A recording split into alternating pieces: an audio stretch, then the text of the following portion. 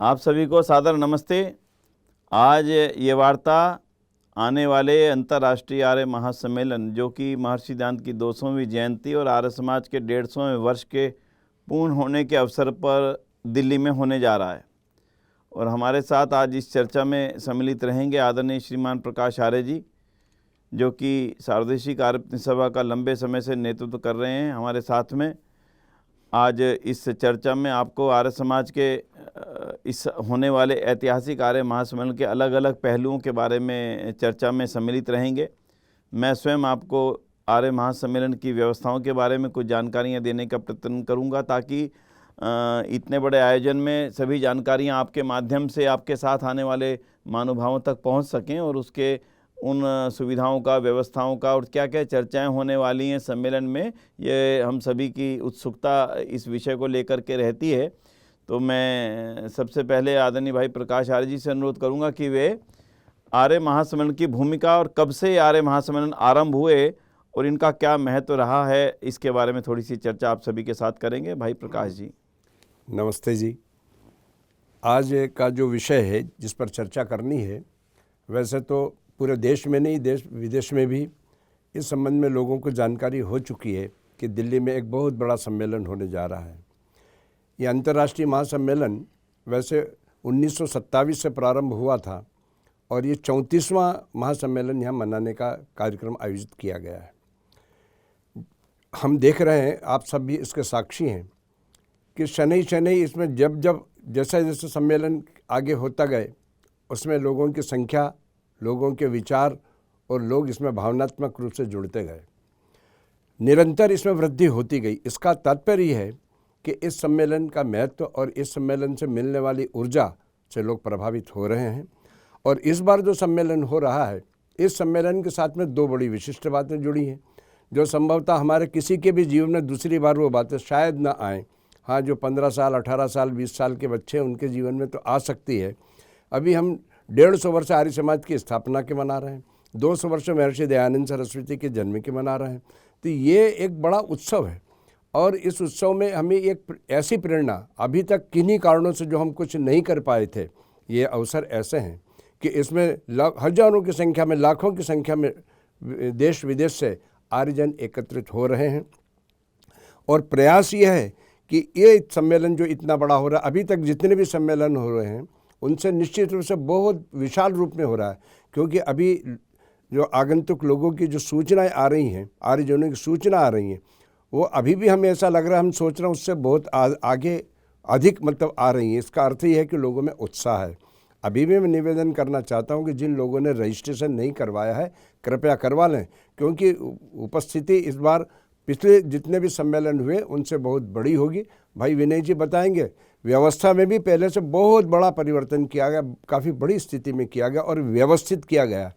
ये बात निश्चित है कि अभी तक आप लोगों ने कई सम्मेलन आए, हम लोगों ने किए, आपने मिल के किए, लेकिन इस सम्मेलन में कुछ ऐसी विशेषता है कि जो आपको लगेगा कि जो अभी तक नहीं हुआ था वो इसमें हो रहा है। व्यवस्था की दृष्टि से भी है और जो यहाँ पर सम्मेलन का मूल है, उनमें वह बातें किन कारणों से हम अपने वैदिक सिद्धांतों को जन जन तक पहुंचा सकते हैं, किस प्रकार से इस आर्य समाज के संगठन को और बढ़ा सकते हैं, क्या कारण है जिन कारण से हम अभी तक नहीं बढ़ा पाए।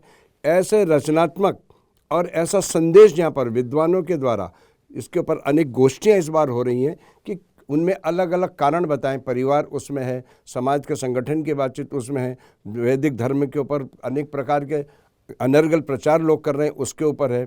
अनेक बातें इस प्रकार की हैं जिनको समाज के हित में, संगठन के हित में सुनना आवश्यक है। आज आर्य समाज का इतना बड़ा विशाल, आप सब जानते हैं कि इसके साथ में पता नहीं कितनी और भी संस्थाएं हुई थी, लेकिन आज एक आर्य समाज ही एकमात्र ऐसा है जो देश विदेशों में आज फैला हुआ है और वहाँ पर भी निरंतर उन्नति होती जा रही है।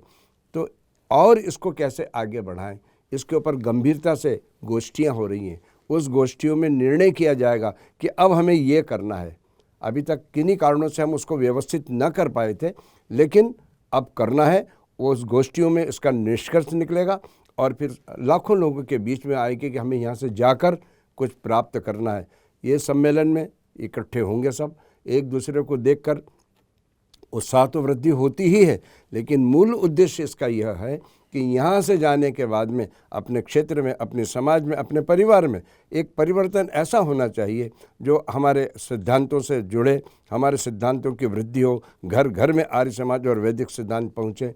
इस प्रकार के प्रेरणास्पद रचनात्मक दृष्टिकोण से कार्यक्रम आयोजित किए गए हैं। निश्चित रूप से उपस्थिति तो होगी ही, बहुत सुंदर व्यवस्था भी होगी, लेकिन जो सबसे बड़ा लाभ होने वाला है वह यह है कि आर्य समाज की जो गति है, जो धीमी गति हम जिसको मानते हैं, उस गति में तीव्रता आएगी और आर्य समाज का जो कृणवंत विश्वम आर्यम का हम जहाँ नारा देते हैं उसकी ओर हम तेज़ी से बढ़ेंगे। तो इसलिए आप सब लोगों से निवेदन है कि हमारा ये कर्तव्य है कि इतने बड़े सम्मेलन में हम आएँ, इकट्ठे हों और यहाँ से कुछ सीख के जाएँ। कोई भी व्यक्ति यहाँ से जो जाएगा वो अपने नगर में, अपने गांव में, अपने आर्य समाज में आर्य उस प्रेरणा के अनुसार परिवर्तन लाएगा, इसमें कोई दो मत नहीं है। अतः आपसे पुनः आग्रह, सब सादर आमंत्रित हैं, सबकी बढ़िया व्यवस्था है, लेकिन थोड़ा सा सर्दी का टाइम बढ़ जाएगा, थोड़ा अपने गर्म कपड़े साथ में लाएं और अवश्य यहाँ आएँ। ये बड़ा कुंभ हो रहा है, ज्ञान का कुंभ हो रहा है, इसमें सम्मिलित होकर अपना सहयोग करें। व्यवस्था क्या क्या है विस्तृत रूप में भाई विनय जी आपको अभी दर्शाएंगे। इसलिए पुनः आपसे निवेदन है कि आप अभी तक न यदि आपने रजिस्ट्रेशन करवाया है तो उसको करवा लें और आने की यहाँ तैयारी करें। धन्यवाद। प्रकाश जी ने आर्य महासम्मेलनों की इतिहास को बताते हुए कहा कि आर्य महासम्मेलन 1927 को आरंभ हुए थे। आर्य समाज का जन्म 1875 में हुआ। 50 साल तक आर्य समाज ने अपना विस्तार किया। 50 साल के बाद इस प्रकार की आवश्यकताओं को महसूस किया गया कि जो इतना बड़ा संगठन बन चुका है, हम लोग मिलें, बैठें, विचार करें और एक अपनी शक्ति का आकलन भी करें और आने वाले समय में हमने क्या कार्य करने हैं। तो उन्हीं सब कार्यों के लिए आर्य महासम्मेलनों की भूमिका का आरंभ हुआ था और 1927 से लेकर के निरंतर ये अत्यंत सफलता से आगे बढ़ रहे हैं। तो उसके अंदर ये एक बहुत बड़ा पड़ाव है। तो भाई प्रकाश जी का धन्यवाद करता हूँ इस जानकारी के लिए। अब मैं आपसे थोड़ी सी जानकारी दूंगा कार्यक्रम में होगा क्या। कार्यक्रम 30 तारीख की प्रातःकाल आरंभ होगा और प्रातःकाल अलग अलग हॉल्स, यानी कि लगभग 9 अलग अलग हॉल बनाए गए हैं। उन 9 अलग अलग हॉल्स में अलग अलग प्रकार के सत्र चलेंगे। कहीं विद्वानों के सत्र रहेंगे, कहीं विदेश से आने वाले महानुभाव जो लगभग 38 देशों से आर्य समाज के आर्यजन और प्रबुद्ध नेता, प्रबुद्ध विद्वान, सन्यासी पधार रहे हैं, उनके आधुनिक परिप्रेक्ष्य में क्या विचार और उनके देश में आर्य समाज की गतिविधियों को लेकर के जो चर्चा रहेगी। और एक हॉल में जो आर्य समाज के संगठन के पदाधिकारी हैं, भविष्य के और वर्तमान को लेकर के जो चिंताएं हैं वो साझा करेंगे और उनके बारे में नए नए प्रस्ताव तैयार करेंगे। जो 31 से औपचारिक रूप से जो माननीय प्रधानमंत्री जी इसका उद्घाटन करेंगे, उन सत्रों में जिन प्रस्तावों को रखा जाना है। तो पहले सुबह 5 बजे से लेकर 7:30 बजे तक, 5 बजे से लेकर के 6:30 बजे तक ध्यान और संध्या के सत्र चलेंगे अलग अलग हॉल में। तो पहला मेरा निवेदन है कि उन सत्रों में अलग हमारे मूर्धन्य विद्वान बहुत सुंदर संध्या और ध्यान की पद्धति के एक अनुभव और अभ्यास करवाएंगे, उसमें आप सम्मिलित हों। दूसरी ओर मैदान में व्यायाम और योग का सत्र चलेगा जो खुले मैदान में होगा, जिसमें व्यायाम, योगासन, प्राणायाम आदि के कार्यक्रम चलेंगे। वो सुबह का समय वो भी 5:30 से 7, 7:30 बजे तक रहेगा। और ठीक 7:30 बजे सबसे बड़ी और प्रमुख यज्ञशाला में यज्ञ का आरंभ हो जाएगा और उस यज्ञ में आप सभी लोग भी श्रद्धापूर्वक अपने तैयार तब तक हो करके वहाँ तक पहुँच जाएंगे। तो आप लोग उस यज्ञ में सम्मिलित हों। और यज्ञ की व्यवस्था भी 2 यज्ञशालाएँ अलग रहेंगी और एक मुख्य यज्ञशाला रहेंगी। बाकी दोनों यज्ञशालाओं में भी पूरे दिन यज्ञ चलेगा और मुख्य यज्ञशाला में दिन में 3 बार बृहद यज्ञ रहेगा, प्रातः 7:30 से 9 बजे तक, दोपहर को 12 से 1 और शाम को 4:30 से 5:30 बजे तक। तो एक तो यज्ञ की व्यवस्था, एक अलग अलग हॉल्स के अंदर ये सेशंस चलेंगे अपनी रुचि अनुसार। ये सूचना आपको आर्य संदेश से और सोशल मीडिया से निरंतर आपको मिलती जाएगी। एक मेरा अनुरोध रहेगा कि जो सूचना आप तक पहुंचे सभा के माध्यम से, उनको आगे तक प्रसारित करने में आपके सहयोग चाहिए। इसके पश्चात सायंकाल 30 तारीख की सायंकाल, क्योंकि महर्षि दयानंद का निर्वाण दिवस भी है अंग्रेजी तिथि के अनुसार, उस दिन हम महर्षि दयानंद के जीवन का स्मरण करेंगे और उनके जो जीवन के अंतिम क्षणों से जो एक ज्योति निकली थी, एक उनके जीवन से एक आभा और उनके जीवन से जो प्रेरणा प्राप्त करने का हमारे लिए एक स्मरण का सत्र एक हमारे पास अवसर होगा। उस दिन हम उनके जीवन पर एक प्रस्तुति और उसके पश्चात में दिल्ली के अलग अलग क्षेत्रों से और भारत के अलग अलग क्षेत्रों से और विदेश से अनेक लोगों को पधार करके लगभग 12 से 13 हजार साथी मिलकर के एक साथ बृहद यज्ञ का आयोजन करेंगे। वो अपने आप में एक विलक्षण दृश्य होगा। उसमें सभी लोग सम्मिलित होने के लिए अपने नाम भी आगे लिखवा रहे हैं। उसमें आप जब देखेंगे तो एक नयनाभिराम दृश्य आपके सम्मुख उपस्थित होगा। उसके पश्चात में भजन संध्या रात को मंच पर चलेगी और मुख्य मंच पर कार्यक्रम उस दिन नहीं होंगे। अलग अलग हॉल में रात्रि को भी सत्र चलते रहेंगे। अगले दिन मैं 31 की बात करता हूं तो मैं माफ़ी चाहूँगा, 30 तारीख की प्रातःकाल ध्वजारोहण होगा। सुबह यज्ञ के पश्चात अलग अलग क्षेत्रों से अलग अलग हमारे वर्ग, छोटे बच्चे, बड़े बच्चे, नौजवान साथी, आर्य दल के नौजवान, आर्य वीरांग दल की बेटियां, गुरुकुल की बेटियां, हमारे गुरुकुल के बच्चे, हमारे गुरुकुल के ब्रह्मचारी, हमारे सन्यासी महानुभाव, हमारे विद्वान महानुभाव, हमारे कार्यकर्ता, हमारी महिलाएं, मातृशक्ति, सभी लोग मिलकर के अलग अलग स्थानों से 150 ध्वजों की यात्राएं शुरू करेंगे और वो 150 ध्वजों की यात्राएं ध्वज स्थल पर पहुंचेंगी। एक अपने आप में एक विलक्षण दृश्य होगा।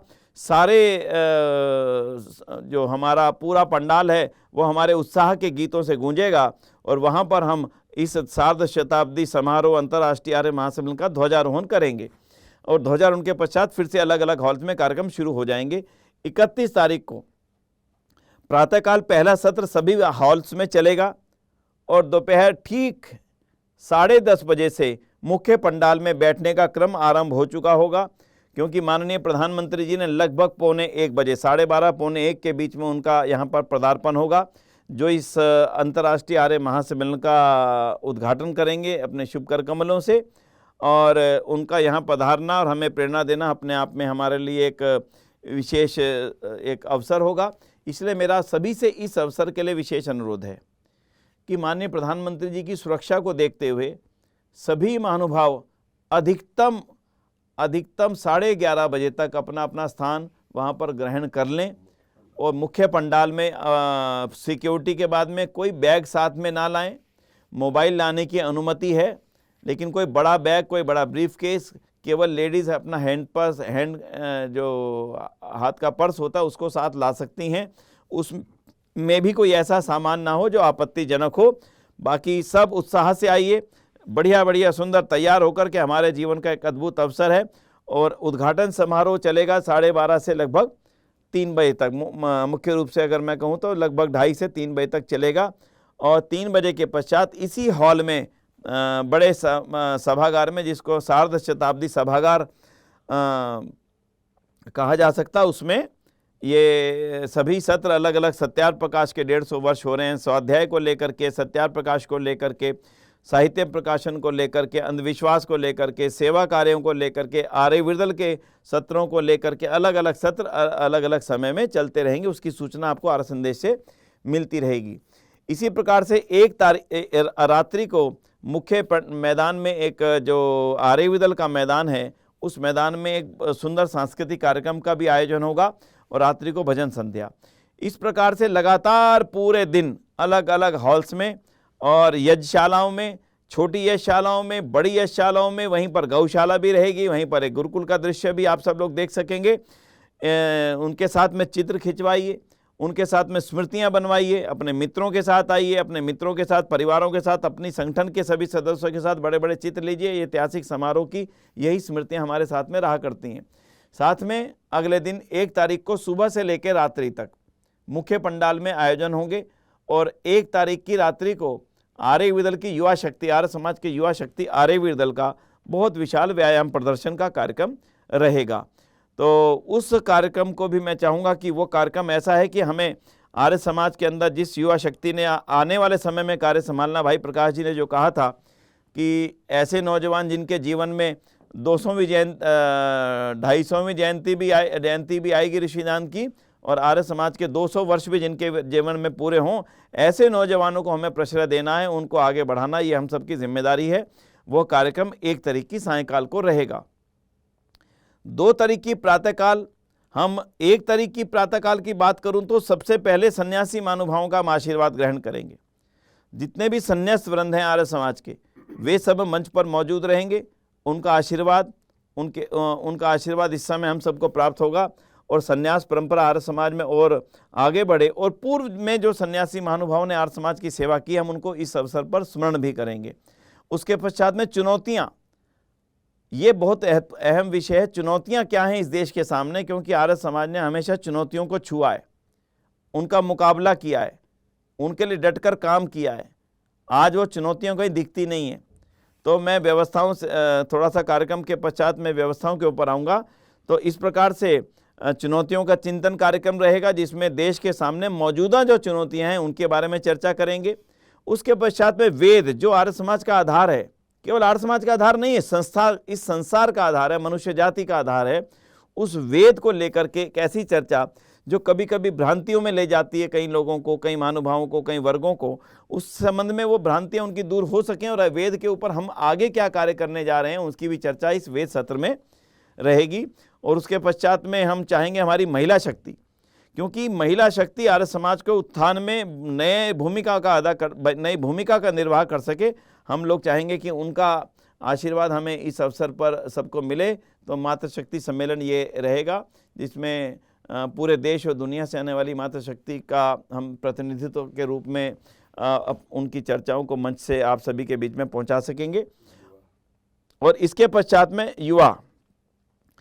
युवा सत्र तो आर्य विदल का रहेगा 31 तारीख को। तो वो सूचना सारी आपको मिल जाएगी, वो कब क्या क्या कार्यक्रम रहेगा उसकी सूचना तो आपको आर्य संदेश से मिल जाएगी। मुख्य रूप से मैं कहना चाहता हूँ, सन्यासी महानुभावों का आशीर्वाद, वैदिक विद्वानों का आशीर्वाद, महिला शक्ति का आशीर्वाद, युवाओं की प्रेरणा, आर्य समाज के वरिष्ठ कार्यकर्ताओं और अधिकारी वर्ग का, और पूरी दुनिया में आर्य समाज को जो नेतृत्व दे रहे हैं उन महानुभावों का, और जो गुरुकुलों के आचार्य और धर्माचार्य महोदय जो आर्य समाज मंदिरों के माध्यम से घर घर तक पहुंच बना रहे हैं आर्य समाज की, उन सभी धर्माचार्यों का अलग अलग सत्रों में आशीर्वाद हम सभी को प्राप्त होगा। और शिक्षण संस्थाएं, जितने भी आर्य समाज की शिक्षण संस्थाएं, चाहे वह गुरुकुल हैं चाहे वो स्कूल हैं, उन सब अधिकारियों और कार्यकर्ताओं का भी इसमें हमें अलग अलग सत्रों में, यानी आर्य समाज के जो वर्ग हैं अलग अलग रूप से अलग अलग क्षेत्रों में काम करने वाले, हमारे सेवा कार्यकर्ता, हमारे अनाथालयों को चलाने वाले, दयानंद सेवाश्रम संघ की गतिविधियों को चलाने वाले, दूर दराज से आने वाले, वनवासी अंचलों से आने वाले, उन सब के अलग अलग सत्रों में आप देखेंगे कि आर्य समाज 150 वर्ष में क्या क्या कुछ कार्य कर पाया। तो ये कुछ विषय रहेगा सम्मेलनों का। और अगले दिन विदेश से आने वालों का एक अलग सत्र रहेगा। साथ में अब आर्य समाज ने आगे क्या करना और इस समय क्या कर रहा है, बहुत महानुभावों की जानकारी में नहीं कि आर्य समाज इस समय कौन कौन सी योजनाओं पर काम कर रहा है और आने वाले समय में क्या क्या चीज़ें सोची गई हैं। इसलिए भाई प्रकाश जी और हमने और आर्य समाज के सभी संगठन के लोगों ने मिलकर के जो एक रूपरेखा भविष्य के लिए तैयार की है, क्या क्या काम किस तरह से होने चाहिए, उन सब की जानकारी और परिचय भी इस महासम्मेलन के माध्यम से आप सभी के समक्ष रखने का हम सभी का प्रयत्न होगा। और 2 तारीख की सायंकाल तक कार्यक्रम चलेगा। मैं एक निवेदन ही करना चाहूँगा, जो महानुभाव आ रहे हैं वो 2 तारीख की रात्रि तक वहाँ पर रहिएगा। अद्भुत कार्यक्रम 2 तारीख की रात्रि तक चलेगा। हमारा समापन सत्र जो है सायंकाल 5 बजे से रहेगा और समापन सत्र तक हम सब लोग उसमें मौजूद रहें। तो ये मुख्य रूप से मैंने आपके सामने कार्यक्रमों की चर्चा की। अब मैं भाई प्रकाश आर्य जी से एक निवेदन करना चाहूँगा कि वे अब अगले विषय को लेकर के कि किन विषयों को हम इसमें छूने जा रहे हैं, थोड़ा सा उनकी चर्चा आप सभी के समक्ष करेंगे। भाई प्रकाश आर्य जी। धन्यवाद। विनय जी ने बहुत कुछ आपको बता दिया और इसमें वैसे सारी विचारधाराएं, सारा हमारा लक्ष्य है जो वो सामने आया है। वास्तव में आज हमारा इतना बड़ा संगठन है, इसका व्यवस्थित रूप से यदि इसको समायोजित किया जाए तो आज विश्व में वो दिन दूर नहीं जो वापस इस दुनिया को लोग विश्व गुरु माने, क्योंकि वह धरोहर केवल आर्य समाज के पास में है। जिन कारणों से कभी ये विश्व गुरु कहलाता था, दुनिया के सारे लोग जो यहाँ पर आते थे जिन कारणों से, वो उस परंपरा को, उस सनातन धर्म की व्यवस्था को केवल दुनिया में आर्य समाज ही एकमात्र ऐसी संस्था है जो इसको कर रही है। और हमारा तो लक्ष्य है केवल इस देश के लोगों के लिए नहीं, केवल हिंदुओं के नहीं, हम तो सारे विश्व के लोगों को एक अच्छा मानव बनाना चाहते हैं, क्योंकि नारा ही हमारा कर्णवंतो विश्वमार्यम है। तो हम इस प्रकार की इसमें चर्चा विशेष करके है कि हमारा परिवार पहले बने, हम बने, पहली बात तो हमारा परिवार बने, हमारे निकटतम लोग बने, हमारे संबंधी लोग बने। इन लोगों को किस प्रकार से किया जाए, क्योंकि जब घर से शुरुआत होती है तो दूसरे लोग उसको देखकर कहते हैं कि हाँ ठीक है। तो वो एक जो कहीं ना कहीं थोड़ी सी हम में कमी थी, उस कमी को हम पूरा करेंगे। इस प्रकार की जो अलग अलग स्थानों पर जो छोटी छोटी चर्चाएं हो रही हैं, उसका कारण ही ये बनाने का उद्देश्य ये है कि आज जातिवाद है, समाज के सामने कितनी बड़ी समस्या है, कौन इसको दूर करेगा। महिलाओं के साथ में बहुत कुछ हुआ, अच्छा हुआ, इसकी पृष्ठभूमि में भी दयानंद, स्वामी दयानंद और आर्य समाज है, लेकिन अभी भी बहुत कुछ है जिसको होना चाहिए, जिससे हमारी संस्कृति, सभ्यता ये भी सुरक्षित रहे। आज देश में जो अनेक प्रकार की विषमताएं हो रही हैं, अनेक प्रकार की समस्याएं हो रही हैं, अनेक प्रकार के सांप्रदायिक विचारधाराओं के द्वारा परेशानियां हो रही हैं, उन सब का हल केवल आर्य समाज के पास ही हो सकता है। क्यों कि हम सनातन धर्म की उस जड़ को, सनातन धर्म के उस मूल को लेकर चल रहे हैं, जिसमें दुनिया की सारी समस्याओं का समाधान है, दुनिया की सारी समस्याओं का समाधान है। और इस कारण से वो घर घर तक जब तक नहीं होगी, हमारे पास में बहुत अच्छाइयाँ हैं, लेकिन जब तक दूसरों को पता नहीं चलेगा, लोग उसका उपयोग कैसे करेंगे। तो ये सम्मेलन का उद्देश्य यही है कि इसमें शिक्षा, संस्कार, संगठन, अध्यात्म और कुरीतियाँ, अभी भी बहुत कुछ है, बहुत कुछ हुआ है, लेकिन अभी भी बहुत कुछ बाकी है। तो इसके प्रति ये नहीं कि आर्य समाज चुप होकर बैठ गया है, आर्य समाज ने ही उन बातों को उठाया जिसके कारण आज अनेक बातों पर कानून बन गए। पहली आवाज़ आर्य समाज ने उठाई, अभी भी कुछ बातें हैं। अब उस संगठन जैसा मजबूत होगा, हम उतने अधिक कार्य कर सकेंगे। इस राष्ट्र को, हमारे सामने राष्ट्रीय समस्या है, राष्ट्र की आज स्थिति हम देख रहे हैं। परमात्मा की कृपा है कि उत्तरोत्तर हमारा राष्ट्र उन्नति की ओर जा रहा है, विश्व में आज इसका नाम है, आज हमारे देश का सम्मान के साथ में नाम लिया जाता है। लेकिन अभी हमें इसमें सबको सहयोग करके और इसको आगे बढ़ाना है, क्योंकि हम आर्य समाज धर्म, अध्यात्म और राष्ट्र तीनों को साथ में लेकर चलता है। तो इसलिए इस कार्यक्रम में आइए, इस कार्यक्रम में उन बातों को आप सुनेंगे ही नहीं, सुन के आप में वो ऊर्जा होगी जो आप इसको जाकर अपने यहाँ पर पुनः उसको फैलाएंगे। और इसलिए ये कार्यक्रम, अभी तक के जो भी कार्यक्रम हुए, उनसे हर दृष्टि से एक अलग गरिमा लेकर आ रहा है। तो आप लोग इसमें आएँ और इसका पूरा लाभ उठाएं, यही आपसे निवेदन है। भाई प्रकाश आर्य जी ने आपके समक्ष होने वाले विषयों की जो चर्चा हैं उनके बारे में कुछ जानकारी दी। इनके अतिरिक्त कुछ और ऐसे विषय हैं जो इस समय तात्कालिक रूप से हमें सभी दुनिया के सामने ले जाने हमारी जिम्मेदारियां हैं। आर्य समाज ने जब जिस चीज़ को समझा कि वो आने वाले समय के समाज को, राष्ट्र को समाप्त करने की साजिश है, उसको दुनिया के सामने बताया। बाल विवाह था, वो बताया। विधवा विवाह की समस्या थी, उसको उठाया। समुद्र पार जाना निषेध था, उसको उठाया। पर्दा प्रथा थी, उसको उठाया। दलितों के उत्थान की बात थी, उसको उठाया। शुद्धि की बात थी, आवश्यकता समझी उस समय, उसको उठाया। और आज उसके सबके परिणाम आपके सामने। आज एक बहुत बड़ी चिंताएं हमारे सामने, परिवारों का सिमटता चला जाना। और जो हमारे परिवार सिमट रहे हैं, परिवार में कई नौजवानों को विवाह के प्रति एक बन रहा है कि अभी विवाह की क्या आवश्यकता है, मनस्कता, ताकि लगे कि विवाह की आवश्यकता ही नहीं है। और लिव इन रिलेशनशिप, विवाह की आवश्यकता ना होना, और विवाह के पश्चात में एक संतान की इच्छा ना होना, या संतान एक ही होना, ये सब चीज़ें चल रही हैं या चलाई जा रही हैं, ये एक बड़ा प्रश्न है। क्या ये अपने आप मन तैयार इस चीज़ के लिए कर रहा है, या कोई और शक्तियां हैं जो हमें इसके लिए तैयार कर रही हैं? ये विषय इतना महत्वपूर्ण है कि आने वाले समय में भारत के अस्तित्व को लेकर के बहुत बड़ा प्रश्न चिन्ह इस विषय को लेकर के रहेगा। अगर हम आज ना जागे, हमने इन महासम्मेलनों के मंचों से अगर हमने इस समस्या की गहराई तक ना पहुंच करके चिंतन किया, तो मुझे लगता है आर्य समाज का जन्म जिस कारण से हुआ था, उसमें कहीं ना कहीं हम चूक करेंगे। इसके साथ ही आप बहुत सारी चीज़ों को देखते होंगे। ईश्वर के प्रति नौजवानों में अनास्था का बढ़ना, ईश्वर नहीं है, ये अपने आप नहीं हो रहा, उनको कोई तैयार कर रहा है कि इनको ईश्वर से दूर ले जाया जाए, भगवान से और समाज से और हिंदू समाज से मुख्य रूप से उनको दूर ले जाया जाए। एक ये षड्यंत्र है, और ये अंधविश्वास और पाखंड मिलकर के ही षड्यंत्र को आगे बढ़ा रहे हैं। इस महासम्मेलन में इसकी भी खुल करके चर्चा निश्चित रूप से की जाएगी। अगर मतांतरण की बात करें, आज मतांतरण के नए तौर तरीके डेवलप हो चुके हैं। अनेक विषयों को आपने देखा होगा, फलानी जगह पे 400 लोगों का, फलाने मौलाना ने इतने लोगों का मतांतरण करा दिया, धर्मांतरण करा दिया। टीचर कर रहा है, मौलाना कर रहे हैं, कार्यकर्ता कर रहे हैं, लड़कियां कर रही हैं। मतलब ये चल क्या रहा है? हमें अवेयर रहना है, क्योंकि मतांतरण हमारे ही वर्ग का हो रहा है। इसलिए इन विषयों को इस महासम्मेलन में लाने की हमारी पूरी तैयारी है। साथ में एक और बड़ी चीज़ है जिसके लिए हमें चिंता करनी चाहिए, और वो है नशा। नशा केवल शराब या किसी सिगरेट बीड़ी आदि का नहीं है। नशा बहुत चीज़ें अपना रूप बदल चुकी हैं, नशे की बहुत चीज़ें अपना रूप बदल चुकी हैं। हम लगातार मोबाइल को स्क्रॉल करते जा रहे हैं और कब हमारे 1.5-2 घंटे 3 घंटे 4 घंटे जीवन के बीत जाते हैं एक दिन में, हमें पता नहीं लगता। हम सोच रहे हैं मोबाइल हम स्क्रॉल कर रहे हैं, वास्तव में है कि मोबाइल हमें स्क्रॉल कर रहा है। हम सोच रहे हैं हम मोबाइल को चला रहे हैं, सच्चाई आज ये बन चुकी है कि मोबाइल हमें चला रहा है। हम सोच रहे हैं कि हम मोबाइल को देख रहे हैं, और ये सच्चाई है कि मोबाइल हमें देख रहा है, मोबाइल हमें पढ़ रहा है, और हमें पढ़ने के बाद वो हमें पढ़ा रहा है। यानी वो जो शक्तियां चाहती हैं वो हम करने लगे हैं, वो हम खाने लगे हैं। और ये कितना बड़ा षड्यंत्र है नशे के रूप में, हम उसके आदी ना होते चले जाएं, ये आज की एक प्रमुख चिंता है। मैं समझता हूँ हमारे लोग भी, हमारे दर्शक भी इससे पूरी तरह सहमत होंगे।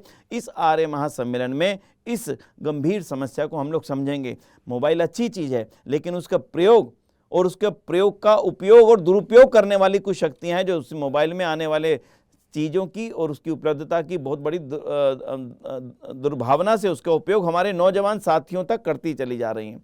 इसलिए नशा जो है एक बहुत बड़ा एक अलग ट्रेंड लेता चला जा रहा है। इसकी चर्चा हम इस महासम्मेलन में निश्चित रूप से करेंगे। आर्य समाज ने शुरुआती दौर से अंधविश्वासों और पाखंडों के खिलाफ काम किया था, परिणाम भी आया था, लेकिन नित्य नए अंधविश्वास धर्म के नाम पर पनपते चले जा रहे हैं और उनके कारण से लोग कहीं आत्महत्या कर रहे हैं, कोई नौकरी छोड़ रहे हैं, कोई बलि कर रहे हैं, कोई मनुष्यों की बलि। आज के इस आधुनिक युग में भी छोटे से बच्चे को उठाकर उसकी बलि जैसे देने की घटनाएं अगर समाज में आती हैं तो चिंता तो हमें करनी पड़ेगी। इसलिए इस तरह की चिंताओं को भी ये आर्य महासम्मेलन निश्चित रूप से करेगा। और अंतिम बात, हमारे भाइयों को हमसे दूर करना, दलित, महादलित, पिछड़ा, अति पिछड़ा, अगड़े, पिछड़े, ऊंची जाति, सवर्ण जाति, इन सब में बांट बांट करके उस मनुष्य को, उस परमपिता परमात्मा की संतानों को, राम और कृष्ण की संतानों को इतने विभागों में बांट दिया गया कि आने वाले समय में कहीं हमारे लिए यही सबसे बड़ी चुनौती ना बन जाए। इसलिए बंधुओं, जातिवाद की दीवारों को पूरी तरह से मनों से तोड़ना और उसके संकल्प लेने के लिए अंतर्राष्ट्रीय आर्य महासम्मेलन में हम सबको आमंत्रित करते हैं। आर्य समाज के लोगों ने आर्य लिखने की परंपरा चलाई थी। भाई प्रकाश जी के नाम के साथ में आर्य लिखा है, मेरे नाम के साथ आर्य लिखा है। सामान्य रूप से किसी की परिस्थिति नहीं है समझ पाना कि हम किस वर्ग से संबंधित हैं, जिसको वर्ग मान लिया गया। और आर्य समाज की इस परंपरा ने लाला लाजपत राय, भगत सिंह, सुखदेव, राजगुरु, आप जितने राम प्रसाद बिस्मिल, इन सब के नामों के आगे आप जाति सूचक शब्द नहीं देखेंगे। क्यों? क्योंकि आर्य समाज का आंदोलन था। हमें उसी आंदोलन की तरफ पुनः लौटना है, जातिवाद की दीवारें तोड़नी है ताकि हिंदू समाज मजबूत होकर के देश और राष्ट्र के निर्माण के लिए लग सके। ये कुछ ऐसे विषय हैं और एक अत्यंत आवश्यक, जिस देश में हम रह रहे हैं उस देश में हम कम हो रहे हैं, आबादी बढ़ रही है, हम कम हो रहे हैं। ये सोचना आज हर उस व्यक्ति का दायित्व है जो इस देश की मिट्टी को अपना मानता है, और ये हर उस व्यक्ति को गहराई से सोचना ही चाहिए। अगर आबादी बढ़ रही है तो हम कम क्यों हो रहे हैं, ये सोचना हम सबकी चिंता का विषय है। और इस सोचने के लिए आपको वहाँ पर गोष्ठियाँ भी, प्रवचन भी, भाषण, प्रवचनात्मक शैली में भी, गोष्ठी शैली में भी, और प्रदर्शनी के अंदर भी, और विचार के रूप में भी आपको इस सोचने का एक अवसर मिलेगा, समय मिलेगा। इसलिए मेरा आप सबसे एक कहना है, जब दिल्ली में इस कार्यक्रम में आप आ रहे हैं तो आप निरंतर हर कार्यक्रम में जाने का प्रयास कीजिएगा।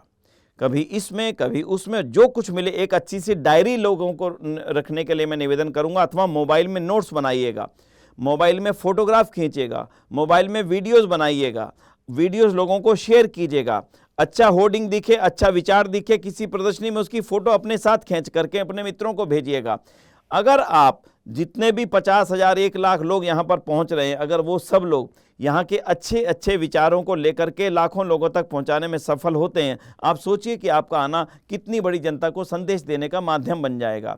इसलिए देश आपका है, सोचना आपको है, चिंता आपको करनी है, और चिंता के बाद में चिंता को दूर करने के लिए काम भी हम सब लोगों को मिल करके करना ही होगा। इसलिए इन विषयों को लेकर के भाई प्रकाश जी और हमने आपको जानकारी दी। मुझे पूरा विश्वास है कि आप इन सभी विषयों से सहमत होंगे कि हाँ, आज ये चिंता और चिंतन करने के विषय हैं। तो मैं अब प्रकाश जी से ये अनुरोध करूंगा कि कौन कौन मुख्य विद्वान इस महासम्मेलन में आएंगे, कुछ जानकारियां आप उनकी भी आप सभी को प्रदान करेंगे। बहुत बड़ी सूची विद्वानों की और हमारे विदेशी बहनों की है, जिनमें प्रमुख रूप से आदरणीय डॉक्टर वेदपाल जी, डॉक्टर छवि कृष्ण जी शास्त्री जी, राजेंद्र विद्यांकालार जी, विनय जी विद्यालंकार, सुरेंद्र जी आर्य, श्री कमलेश जी चौकसे, श्री रवि प्रकाश जी रोहतक, श्री आचार्य योगेश भारद्वाज जी, आचार्य योगेंद्र याज्य जी, नंद किशोर जी, रूप किशोर जी शास्त्री, धर्मेंद्र जी शास्त्री, सिद्धार्थ जी बेंगलोर, सत्यप्रिय जी शास्त्री,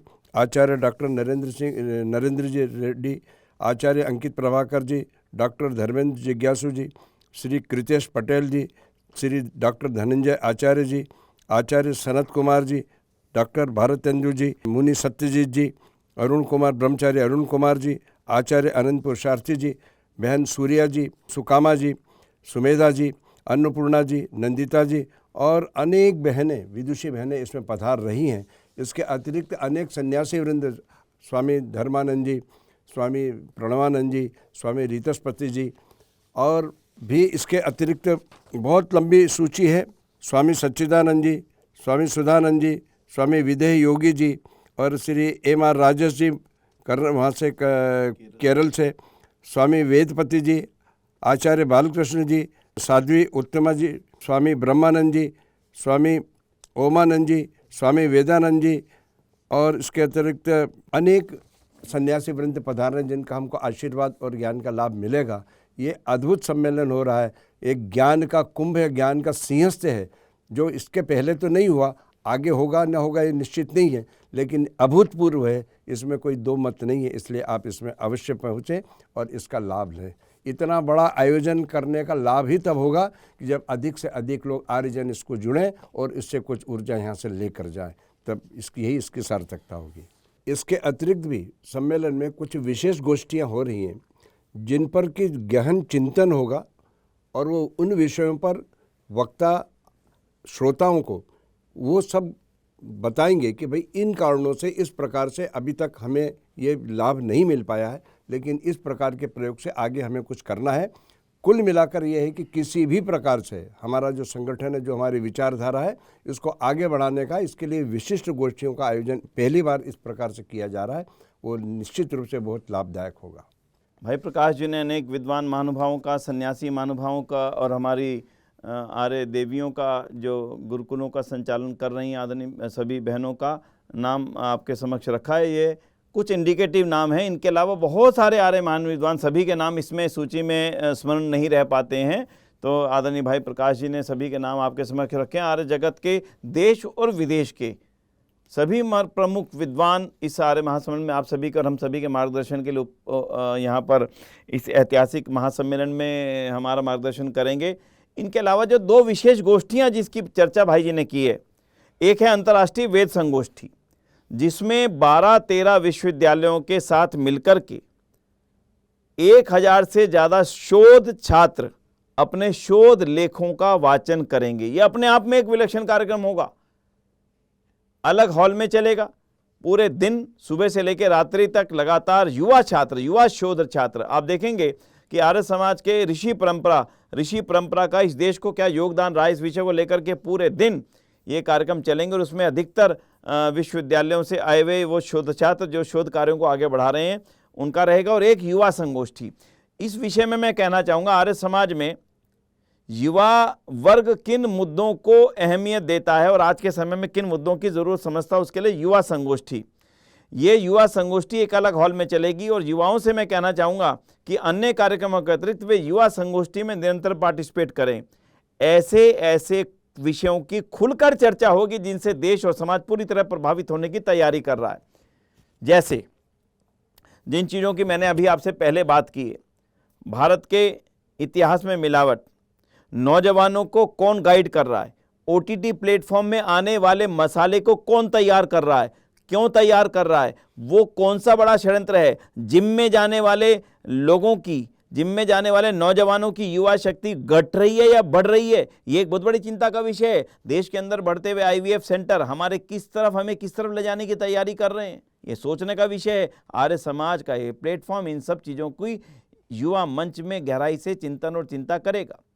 साथ ही आज का नौजवान अपने आप को देश और समाज से कितना जोड़ करके रख पा रहा है, कितनी चिंताओं से वो अपने आप को जोड़ता है, जोड़ना चाहता है, लेकिन कुछ शक्तियां हैं जो नहीं चाहती कि वो इससे जुड़े। इस तरह की बहुत चर्चाओं का मंच बनेगा हमारा युवा गोष्ठी मंच। और ऐसे ही और अलग अलग हॉल्स में महिलाओं की संगोष्ठी, आर्य विदल के कार्यकर्ताओं की, शुद्धि के कार्यकर्ताओं की और सेवा कार्यकर्ताओं की, अनाथालय को संचालन करने वालों की और शिक्षा संस्थानों को चलाने वालों की गोष्ठियां इस सम्मेलन में अलग अलग समय पर रहेंगी। तो ये इस प्रकार से ये कुछ कार्यक्रम की कुछ भूमिका और रूपरेखा हम आपके सामने रख पाए हैं, क्योंकि कार्यक्रम का विस्तार इतना बड़ा है कि उसकी पूरी मिनट टू मिनट की जानकारी देने में दिवाली के पश्चात हम सभी के पास आपको मिल जाएगी और आपके मोबाइल पर वो उपलब्ध होगा कि कब किस हॉल में कौन सा कार्यक्रम चल रहा है। हमारी वेबसाइट www.aryamahasammelen.com से जुड़े रहिएगा, क्योंकि उस वेबसाइट से आपको रजिस्ट्रेशन से लेकर के सम्मेलन के समाप्ति तक के हर चित्र, हर वीडियो आपको उपलब्ध होंगे। बड़ी सुविधा। अब मैं कुछ सुविधाओं और विशेषताओं की बात करता हूं। जो भी व्यक्ति सम्मेलन में आया है, हमारे प्रयास यह है कि उस महानुभाव की जहां जहां पर फोटो खींचें, वो फोटो उनको अपने मोबाइल पर ही उसी दिन मिल जाएं। इसलिए आपको अपनी वेबसाइट पर जाकर के एक लिंक मिलेगा, फोटोग्राफ का लिंक। वो लिंक आप टीवी की स्क्रीन पर देख भी रहे हैं। इसको जब आप क्लिक करेंगे, अपने आप को रजिस्टर कीजिए। उस रजिस्टर में आपकी फ़ोटो मांगेगा, आप फोटो खींचिए। उस फोटो से मैच करके आर्य महासम्मेलन में चारों दिन कहीं यज्ञशाला में, कहीं मुख्य पंडाल में, कहीं ध्वजारोहण में, कहीं इस हॉल में, कहीं उस हॉल में, जहाँ जहाँ पर भी आप रहे हैं और वहाँ पर आपके अगर चित्र खींचे हैं, वो सारे के सारे चित्र आपके मिल जाएंगे आपको अपने मोबाइल पर ही। और उन चित्रों का आप अपने मित्रों को भेज सकते हैं। बहुत बड़ी सुविधा सभा की तरफ से इस बार शुरू की गई है। एक ग्रुप फोटो का हॉल तैयार किया गया है ताकि आप अपने आर्य समाज के सदस्यों के साथ, परिवार के सदस्यों के साथ, अपनी संस्था के सभी सदस्यों के साथ मिलकर के फोटोग्राफ करवाएं। वो हॉल केवल फोटोग्राफी के लिए ही अलग अलग स्टेप्स में उसमें स्टेप बनाए गए हैं ताकि आप उनमें 1 2 3 4 लेयर में पूरा ग्रुप खड़ा हो। और अगर आपको उसकी फिजिकल फोटो लेना चाहें तो फिजिकल फोटो भी आपको तत्काल यज्ञ में आहुति देते हुए की भी, जहां जहां आप रहना चाहेंगे वहां फोटोग्राफर भी रहेंगे। आपकी आहुति देते की फोटो आपको मिल सकेगी। और फोटोग्राफ के हॉल की आपको व्हाट्सएप पे तो मिल ही जाएगी, लेकिन अगर खरीदना चाहें फोटोग्राफ का प्रिंट, वो भी आपको वहां पर मिल पाएगा। इसी प्रकार से स्मृति चिन्ह आदि बहुत सारी चीज़ें आपके लिए उपलब्ध रहेंगी। और छोटे बच्चों के लिए और उन बच्चों के लिए जिनकी आयु 5-6 महीने की है, 2-3 महीने की है, अपनी माता के साथ में साथ आते हैं, लेकिन माता के साथ में छोटे बच्चों को पूरे दिन सम्मेलन में लेकर के घूम पाना मुश्किल है। हमने मातृत्व सेवा जोन भी तैयार किया है। मातृत्व सेवा जोन के अंदर जो मिल्क फीडिंग चिल्ड्रंस हैं, वो अपनी माता उनके साथ में विश्राम भी कर सकती हैं। और वहाँ पर बच्चे के लिए ज़रूरी आवश्यकताएं जितनी भी होती हैं उनकी व्यवस्था हमने वहाँ पर की है। और थोड़े से बड़े बच्चे, उनको भी पूरे दिन साथ लेकर के भाषणों को सुनवाना कठिन काम है। उन बच्चों को आप किड्स जोन में छोड़िए। बाल मंडप आपको मिलेगा, जहाँ बच्चे आप अपने बच्चों को वहाँ पर आप भेजेंगे और आप उसका कार्ड कलेक्ट कर लेंगे। जब बच्चा को लेने आप जाएंगे तो आपको कार्ड अपना दे करके अपने बच्चे को वापस कलेक्ट कर सकते हैं। और वो बच्चा वहाँ पर एक्टिविटी करेगा, पूरे दिन वो वहाँ पर एक्टिविटी में संलग्न रहेगा। आप अपने मतलब की एक्टिविटी में संलग्न रहिए और छोटा बच्चा अपने मतलब की एक्टिविटी में संलग्न रहेगा। ये एक बाल एक्टिविटी जोन बहुत सुंदर इस बार तैयार किया गया है। इसी के साथ में बहुत सुंदर द्वार होगा, बहुत सुंदर यज्ञशाला होगी, बहुत सुंदर स्टेज होगा और अलग अलग पंडाल होंगे। उनके साथ में बढ़िया से बढ़िया सुंदर सुंदर चित्र आप उसमें खिंचवाइएगा। एक मेरा अनुरोध ये रहेगा, हमारा जो भी जहाँ पर भी यज्ञ करते समय पूर्णकालिक यज्ञशाला में आहुतियाँ जरूर दीजिए।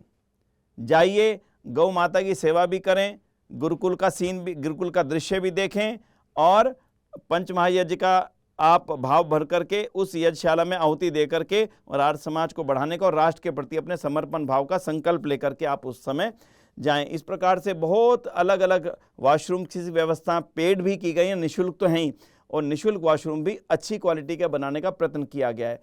बातें पानी की व्यवस्था पर। आज के समय में हर व्यक्ति साफ सुंदर पानी पीना चाहता है।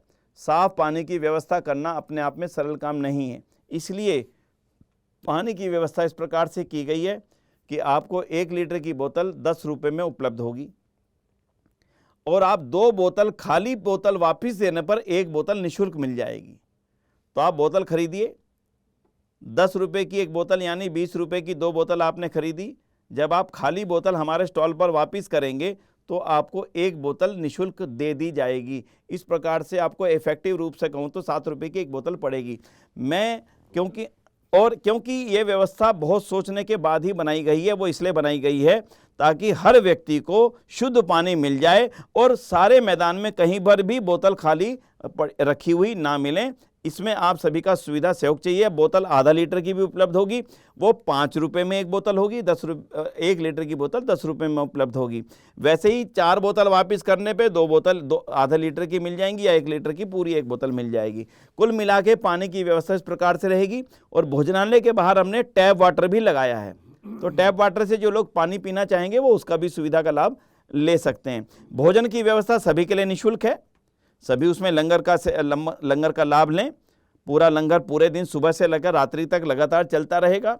बीच में कुछ समय 10 दिन 15 मिनट आधा घंटा विश्राम सफाई के लिए रहेगा, उसके अलावा पूरे दिन लंगर की व्यवस्था चलेगी। लेकिन हमने पेड स्टॉल्स भी लगवाए हैं ताकि लोग अपने स्वादानुसार अलग अलग व्यंजनों को खाने के, परिवार के साथ आने का उसका आनंद भी ले सकें। वो पेड स्टॉल भी आपको वहाँ पर मिलेंगे। कुल मिलाकर के भोजन की व्यवस्था, पानी की व्यवस्था, टॉयलेट्स की व्यवस्था अच्छे करने का प्रयत्न हम सब लोगों ने मिलकर के आयोजन समिति ने किया है। फिर भी कुछ न्यूनताएं रह सकती हैं। इतना बड़ा आयोजन है, अनुमान से अधिक लोग आ रहे हैं, तो कुछ न्यूनता रहेंगी। तो मेरा आपसे एक ही अनुरोध है कि आप सब आयोजक के रूप में वहाँ पर पधारें। हम आयोजक हैं। जो पूर्व वाले आयोजकों ने जितनी व्यवस्था की है उसमें कुछ कमी और चूक रह गई हो तो उसको आप पूरी कर सकते हैं। आप उसको पूरी करने में अपना सहयोग दें। जितने भी महानुभाव आ रहे हैं, कुछ समय भोजन की व्यवस्था में सेवा दें, कुछ समय मैदान में व्यवस्थाओं में अपना समय दें, कुछ समय आवासीय व्यवस्थाओं में अपना समय दें। आवास व्यवस्था के बारे में भी मैं आपको जानकारी दे दूं। आवास 3 तरीके से है। अच्छा है, जो लोग इच्छा रखते हो, थोड़ी सुविधा विशेष चाहते हो, अपना होटल बुक करवा लें। aryamahasammelan.com पर होटल को बुक करवाने की व्यवस्थाएं दी गई हैं। इस बार पहली बार एक अनुभव के तौर पर मैदान में भी कुछ विशेष व्यवस्थाएं रहने के लिए की गई हैं, जिनमें 1000 रुपये मात्र में आप अपना बेड बुक करवा सकते हैं। उसमें बेड, गद्दा, चादर, तकिया और एक कंबल का सेट आपको मिलेगा और उसमें सुविधा, सुरक्षा और उसी जो सशुल्क आवास है मैदान वाला, उसके टॉयलेट्स की व्यवस्था उन्हीं लोगों के लिए रहेगी जो उस वाले हिस्से में ठहरेंगे, विश्राम करेंगे। कुल मिलाकर के होटल की व्यवस्था आप करवाएं, वो भी सुविधा aryamahasammelan.com पर उपलब्ध है। आप सशुल्क अगर पंडाल आवास में बुक कराना चाहते हैं उसमें भी आपके लिए सेवा उपलब्ध है। कुल मिलाकर के मैं यही कहूँगा कि आवास आदि की सभी व्यवस्थाओं का पूरा लाभ उठाएं और ज़्यादा से ज़्यादा लोगों से मेरा निवेदन रहेगा, अपने होटल्स करवाने में अगर जो सक्षम हो या इच्छा रखते हो अपने होटल जल्दी से जल्दी बुक करवा लें, ताकि जो हमने होटल अपने लिए रुकवाए हैं वो पूरे ना हो जाए। एक जानकारी और दे दूं आपसे, जिन देशों में आर्य समाज है उन सभी देशों के महानुभाव यहाँ पधार रहे हैं। उनसे मिलने का और उन देशों में क्या चल रहा है आर्य समाज का वो जानने का आपको अवसर मिलेगा। उन पंडालों में जहाँ पर हमारे वो महानुभाव अपनी बातों को रखेंगे उनको भी सुनने के लिए आप पधारें। और साथ में जो 3 बड़ी प्रदर्शनियाँ हम वहाँ पर लगा रहे हैं, चुनौतियों का चिंतन, जो चुनौतियाँ हमारे सामने हैं वो प्रदर्शनी आपको देखने को मिलेगी। जिन चीज़ों की हमने चर्चा की है विषयों में, उन चुनौतियों को हम वहाँ पर दर्शाएंगे। दूसरा हिस्सा 150 वर्षों में जिन महानुभावों ने, जिन महापुरुषों ने, जिन सन्यासियों ने, जिन विद्वानों ने, लेखकों ने, पत्रकारों ने, भजनिकों ने, नेताओं ने, कार्यकर्ताओं ने, दानदाताओं ने, राजनीतिक महानुभावों ने और बलिदानियों ने अपने बलिदान दिए देश के लिए, आर्य समाज के लिए, उन सबको हमारा कर्तव्य बनता है कि उनको स्मरण करें। तो एक बहुत सुंदर स्मृति वाटिका का निर्माण किया गया है। उस स्मृति वाटिका में उन सब चित्रों को आप देखेंगे, लेकिन बहुत से नाम हमारे पास हैं, फोटो उनके नहीं मिल सके। उनमें देख कर के यदि आप में से कोई महानुभाव अपना उनका फ़ोटो किसी के पास हो तो वहाँ दे भी सकेंगे। और शायद कुछ नाम छूट भी गए हों इतिहास के, अगर आप भी उसमें लिखेंगे तो उसके लिखने की व्यवस्था भी हमने वहाँ पर दी है, ताकि आप उन नामों को अंकित भी कर सके, ताकि आने वाले समय में उनके नामों को भी इसमें सम्मिलित किया जा सके। तो इसलिए बहुत सुंदर व्यवस्थाओं के साथ में इस महासम्मेलन के आयोजन करने का हमारा विचार है। अब मैं और कुछ विशेष बातों के लिए भाई प्रकाश जी से अनुरोध करूंगा कि वो अपनी इन बातों उन कुछ और बातों को भी आपके सामने रखेंगे।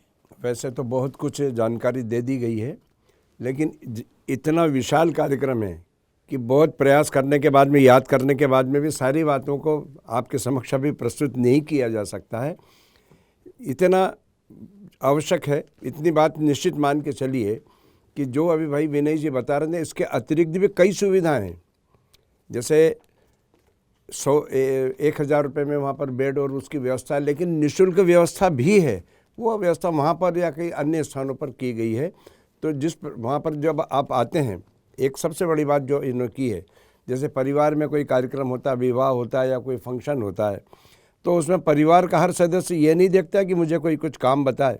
हर सदस्य ये सोचता है कि मैं क्या कर सकता हूँ, मेरे लायक क्या काम है। छोटे से बच्चे से लेकर बड़े तक सब अपनी योग्यता के अनुसार इस कार्य को करते हैं। तो ये सम्मेलन कुछ लोगों का नहीं है, कुछ नेताओं के माध्यम से नहीं है, कुछ खास लोगों के लिए नहीं है, ये प्रत्येक आर्य के लिए है, प्रत्येक आर्य का सम्मेलन है। क्योंकि महर्षि दयानंद और आर्य समाज ये प्रत्येक आर्य से जुड़ा हुआ है और उससे संबंधित ये कार्यक्रम है। इसलिए ये कहीं से भी दूर दराज से आए, देश से आए, विदेश से आए, ये सबका अपना कार्यक्रम है। इसमें जहाँ असुविधा हो उसे उसको इग्नोर करें और जहाँ कुछ कमी लगे तो उसकी ओर आकर्षित भी करें, और जो आप स्वयं कर सकते हैं उस कमी को पूरा करने का प्रयास करें।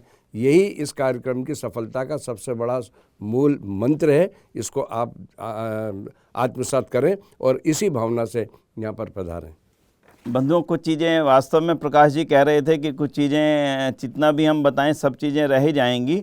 उनकी डिटेल चर्चा तो अंतर्राष्ट्रीय आर्य महासम्मेलन की वेबसाइट पे आपको मिलेगी। फिर भी मैं कुछ चीज़ें जानकारी दूंगा। अमांती समान ग्रह, जब आप आते हैं आपके पास में बड़ा सामान है, आवास मिला नहीं, तब तक आप उस सामान को अमांती समान ग्रह यानी क्लोक रूम में रख सकते हैं। उसकी सुविधा वहाँ पे उपलब्ध होगी।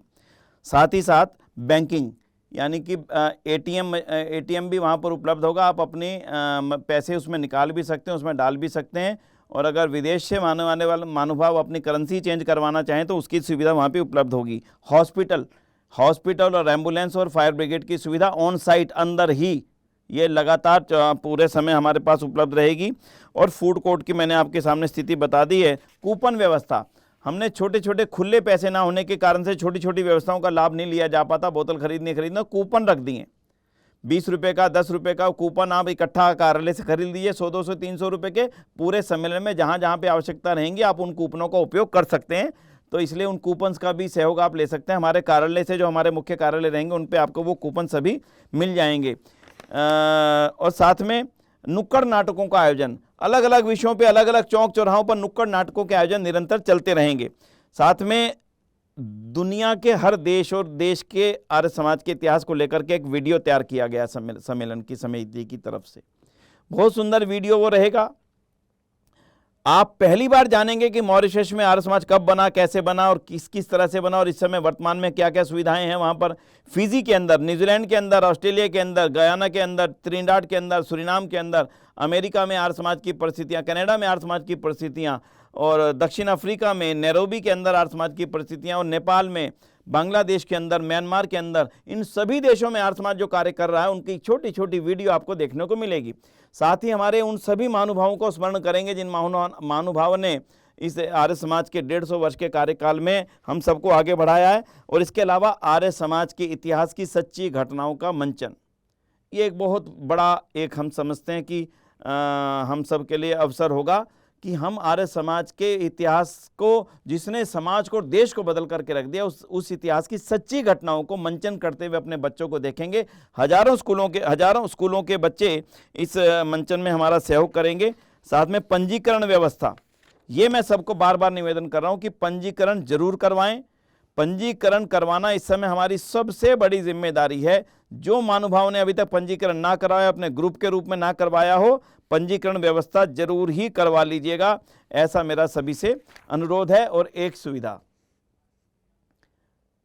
आप आएंगे और आप अपना एक चाहेंगे कि मेरे को एक स्मृति मिले कि मैं अपना सर्टिफिकेट ले सकूं यहाँ से, तो जो अपना इस आर्य महासम्मेलन में उपस्थित होने का एक सर्टिफिकेट भी चाहेंगे, सर्टिफिकेट शब्द ना कहें तो प्रमाण पत्र है, वो आप कंप्यूटर से निकलवा सकते हैं। बहुत ही सामान्य शुल्क पर आपके नाम के साथ में वो सर्टिफिकेट आपको यहाँ पर निकल जाएगा और आप उसको संभाल करके रखें, ऐतिहासिक रखें। ऐतिहासिक रूप से वो आपकी संपत्ति है, आपके परिवार की संपत्ति है।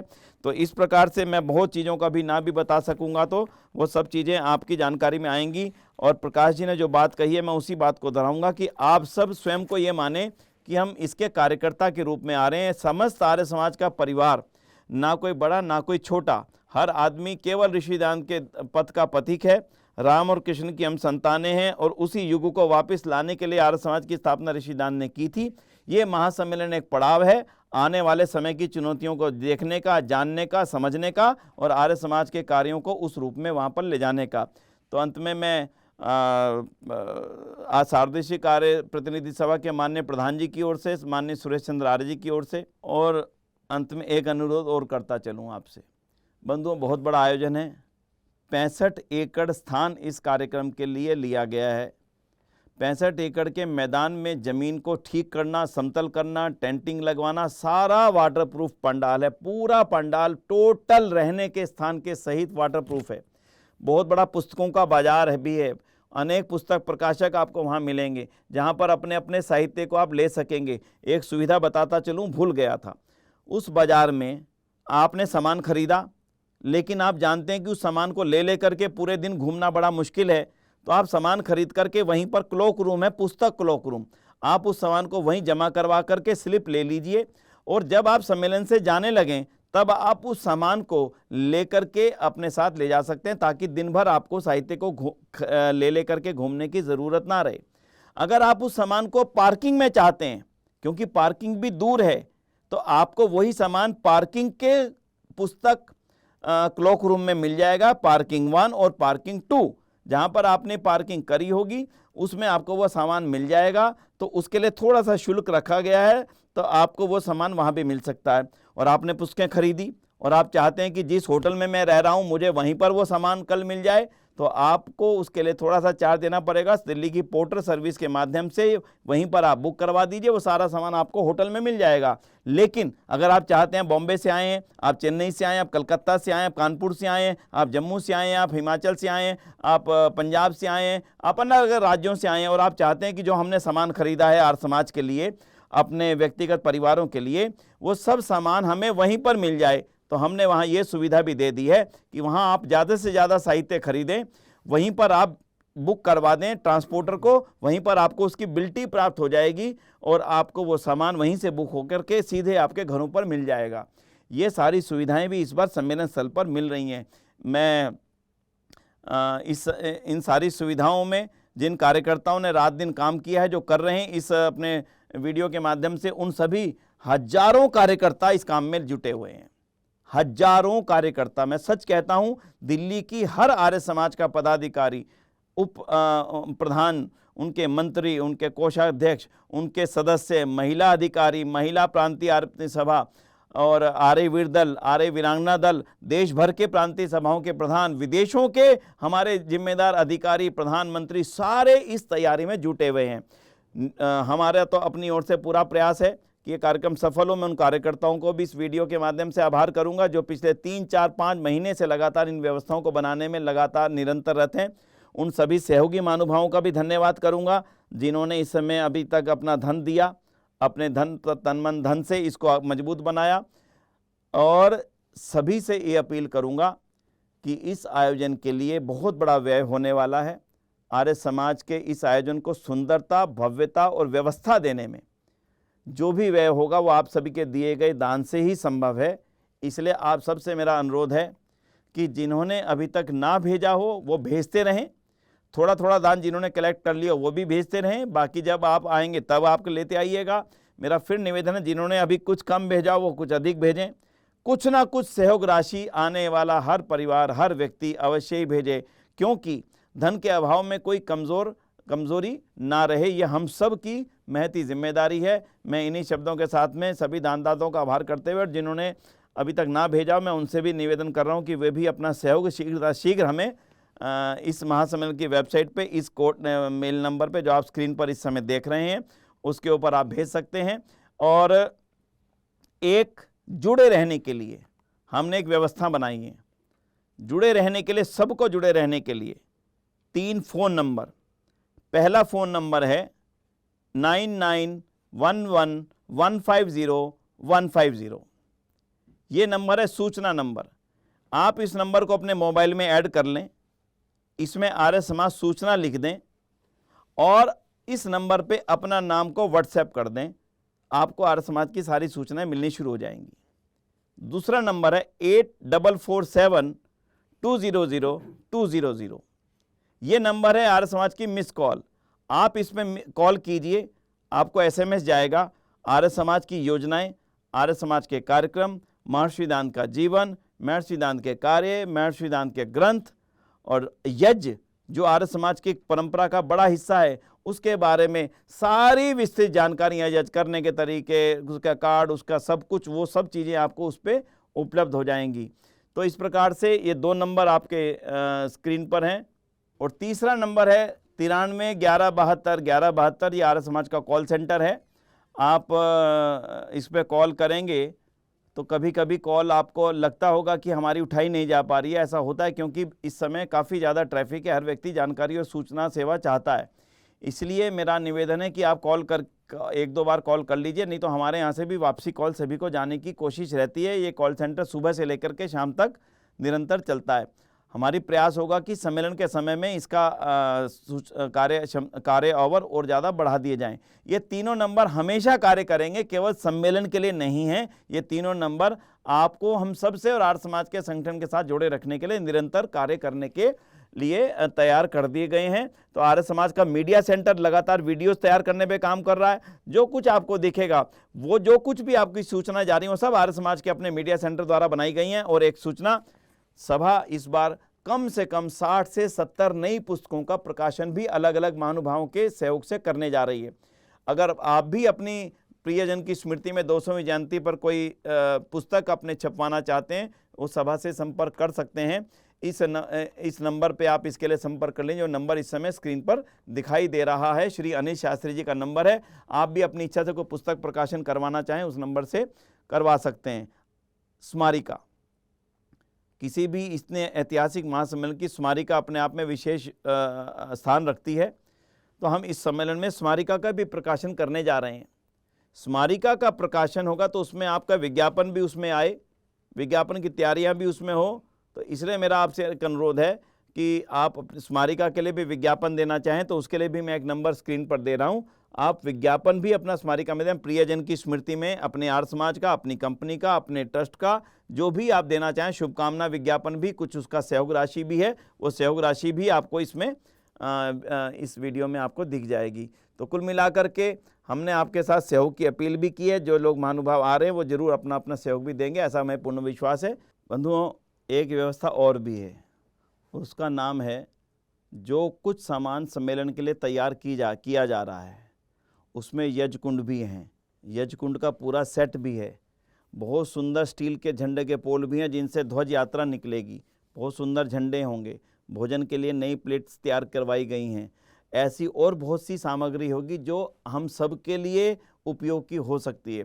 सम्मेलन के अंतिम दिन सुबह से ही उन सभी को बिक्री करने की व्यवस्था सम्मेलन की समिति की तरफ से की जाती है, ताकि कुछ ना कुछ स्मृतियां सभी जगहों तक पहुंच जाएं और उसका पैसा भी सभा के इस कार्य में वापस उपयोग हो जाए। तो ऐसा नीलामी समिति वहां कार्यालय बना हुआ होगा।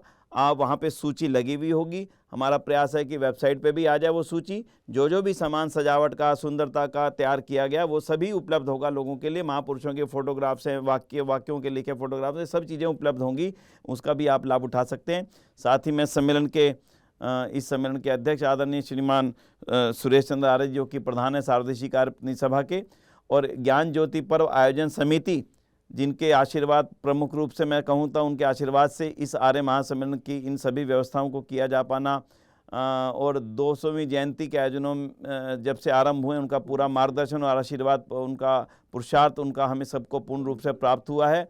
श्रीमान धर्मपाल आर्य जी, प्रधान दिल्ली आर्य सभा, जो कि निरंतर इस कार्य में पूरी दिल्ली की वो टीम जो रात दिन आर्य समाज के इसी कार्य में निरंतर रत है, उन सभी के साथ में भाई प्रकाश आर्य जी और प्रांतीय आर्य सभाओं के सभी प्रधान, सभी मंत्री और विदेश की सभी आर्य सभाओं के प्रधान, और हमारी परोपकारिणी सभा, हमारी उदयपुर ट्रस्ट, हमारा निर्माण न्यास, हमारा जो टंकारा ट्रस्ट और हमारे डीएवी कॉलेज मैनेजिंग कमेटी के प्रधान श्रीमान पूनम सूरी जी, आर्य प्रादेशिक प्रतिनिधि सभा और डीएवी कॉलेज मैनेजिंग कमेटी जो आर्य समाज का अभिन्न अंग और अभिन्न भाग है, और उन सभी की ओर से आप सभी का मैं अभिनंदन करने के लिए हम सब मिलकर के तैयार हैं। और हमारा रोजड़ का आश्रम, हमारे अन्य वानप्रस्थ आश्रम, हरिद्वार का वानप्रस्थ आश्रम, हमारे सभी गुरुकुल, हमारे सभी कन्या गुरुकुल और हमारे आश्रम और हमारे दयानंद मठ और ऐसे जितने भी आश्रम और अनाथालय जो भी संस्थाएं आर्य समाज की हैं,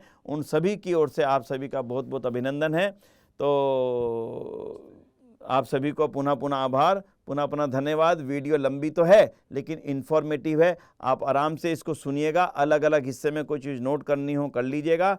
कोशिश करेंगे अगर कोई और ऐसी चीज़ हुई जो आप तक की कॉमन जानकारी में हमें लानी हो तो आपके मोबाइल नंबर्स पे हम उसको देना चाहेंगे। इसलिए मेरा निवेदन है मोबाइल नंबर नोट करें अपने मोबाइल में 9911150150।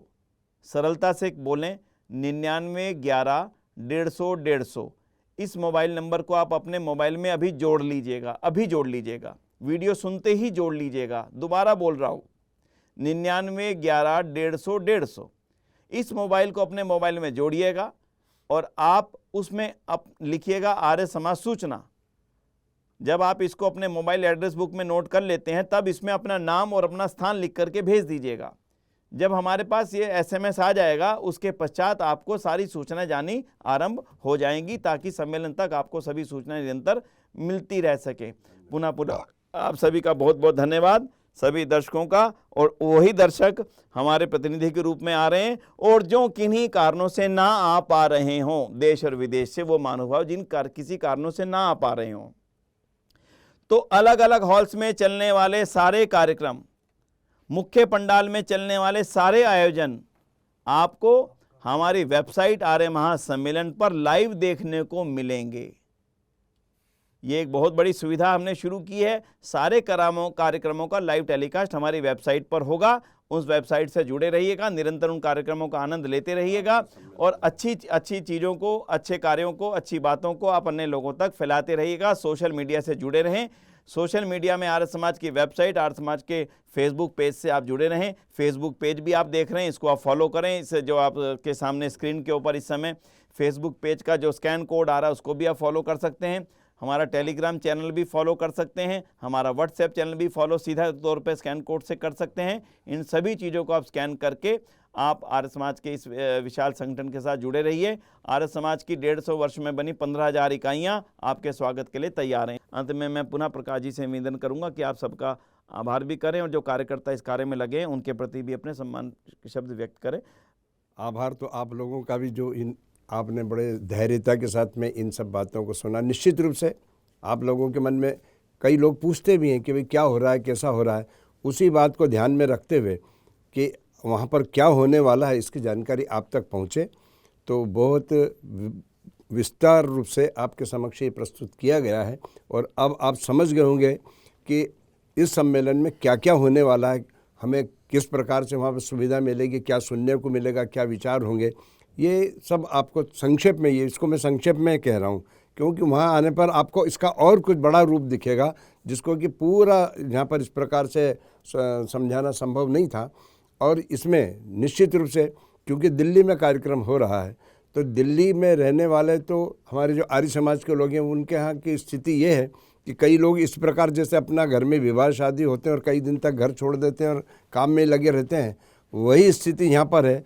पर इसके अतिरिक्त भी पूरे देश में, हर प्रांत में, हर आर्य समाज में इसके लिए अपने अपने क्षेत्र से अपने अपने सामर्थ्य के अनुसार सहयोग हो रहा है, देश विदेश से सहयोग हो रहा है। तो इसका जो परिणाम है ये तो आपको वहाँ देखने को मिलेगा। आप लोगों ने इसको सुना और निश्चित रूप से मन बना लीजिए, अभी तक यदि आपने नहीं बनाया तो सम्मेलन में चलना है, अपने को भी चलना है और अधिक से अधिक अपने परिवारजनों को ला सकें वो भी बड़ी अच्छी बात है। क्योंकि हमारे बच्चे, हमारी महिलाएं, हमारे युवा इससे वंचित हो जाते हैं। हम पुरुष वर्ग ही केवल आके रह जाते हैं तो ये अधूरा कार्य होता है।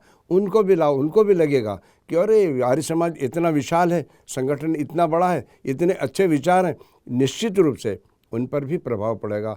कई किन्हीं कारणों से यदि वो आपके साथ अभी तक नहीं जुड़े हैं तो यहाँ से जाने के बाद में वो जुड़ जाएंगे। आपके आर्य समाज की सदस्यता, आपके आर्य समाज के सत्संग में उपस्थिति बढ़ेगी, ये निश्चित रूप से आप मान के चलो। आप सब ने पुनः बहुत ही धैर्यता से सुना। भाई विनय जी ने भी पूरी विस्तृत जानकारी दी है, तो इसलिए सबका बहुत बहुत धन्यवाद।